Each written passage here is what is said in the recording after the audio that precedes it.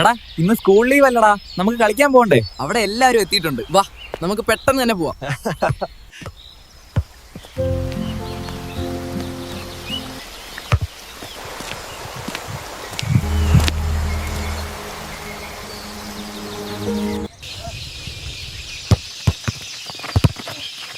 I'm open over here. Watch out, he's tackling. Yes, goal! We did it! എടാ ഇവരെത്ര ഭാഗ്യം ചെയ്തവരാ. നമ്മുടെ കാലത്തൊക്കെ നമ്മൾ ഈ തുരുത്തി കളിച്ച് എങ്ങനെ ഓർമ്മയില്ലേ? യെസ്, അതെ അതെ. ആ കാലത്ത് നമുക്കൊരു ഗ്രൗണ്ട് ഇല്ലാതെ കൊണ്ട് എവിടെയൊക്കെയോ ക്രിക്കറ്റ് കളിച്ചത്.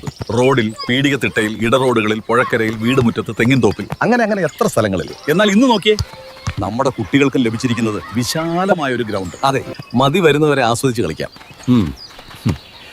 ഇപ്പൊ നമുക്ക് കിട്ടിയത് വല്ലാത്ത ഭാഗ്യം തന്നെ. അതെ.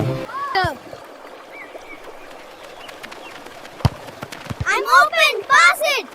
Kick it hard! Yeah, that was amazing.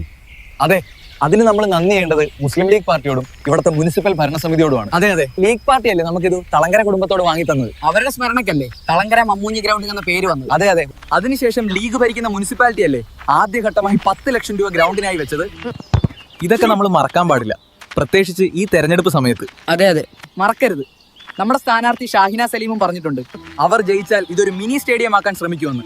അവർ കഴിവ് തെളിയിച്ച സ്ഥാനാർത്ഥിയാണ്. അതുകൊണ്ട് നമ്മുടെ ഓരോരുത്തരുടെയും വോട്ട് ഷാഹിന സലീമിനാവട്ടെ. ഈ നാട്ടിലെ മുഴുവൻ കായിക പ്രേമികളും ഇപ്രാവശ്യം വോട്ട് UDF നൽകി ഷാഹിന സലീമിനെ വൻ ഭൂരിപക്ഷത്തിൽ വിജയിപ്പിക്കണം. പരിചയപ്പെടുത്തലുകൾ ആവശ്യമില്ലാത്ത സ്ഥാനാർത്ഥി ഷാഹിന സലീം. അവരുടെ തെരഞ്ഞെടുപ്പ് ചിഹ്നമായ ഏണിയടയാളത്തിൽ നിങ്ങളുടെ മനസ്സാക്ഷിയുടെ അംഗീകാരങ്ങൾ രേഖപ്പെടുത്തി വൻ ഭൂരിപക്ഷത്തോടുകൂടി വിജയിപ്പിക്കണമേ എന്ന് ഉത്ബുദ്ധരായ വോട്ടർമാരോട് വിനയത്തോടെ അഭ്യർത്ഥിക്കുന്നു.